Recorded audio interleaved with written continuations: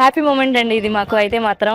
Already 2018 DSC Chandrababu Naidu గారు వేశారు. అప్పుడు నేను ఎస్జిటి గా సెలెక్ట్ అయ్యా. మళ్ళీ ఆయన వచ్చిన తర్వాత ఆయన డిఎస్సి లోనే మళ్ళీ అసిస్టెంట్ తెలుగు వచ్చింది నాకు. ఇప్పుడు చాలా హ్యాపీగా ఉంది. గవర్నమెంట్ లో మీరు డిఎస్సి అప్పుడు ఏమేమి తీసారా సార్? లేదు సార్, తీయలేదు గత గవర్నమెంట్ లో.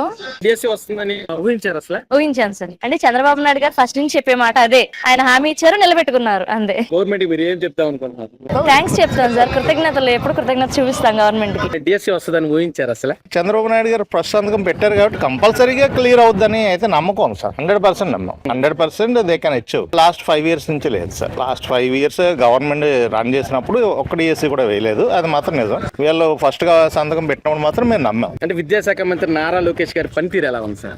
100% ఒక పాయింట్ ఆఫ్ వ్యూలో చూసుకుంటే ఏంటంటే ఆయన పనితీరు నిజంగానే అభినందనీయం అండి. యాక్చువల్లీ ఫస్ట్ డిఎస్సి నాది సార్. ఇది ఫస్ట్ అటెంప్ట్ లోనే పాస్ మీకు ఎలా అనిపిస్తుంది? చాలా హ్యాపీగా ఉంది సార్. డిఎస్సి వస్తుందని ఊహించారు అసలు? ఈ గవర్నమెంట్ మారితే డిఎస్సి ఇస్తారని అసలు ఎక్స్పెక్ట్ చేయలేదు. అంటే ఇప్పుడు విద్యాశాఖ మంత్రి నారా లోకేష్ గారు పనితీరు ఎలా ఉందమ్మా?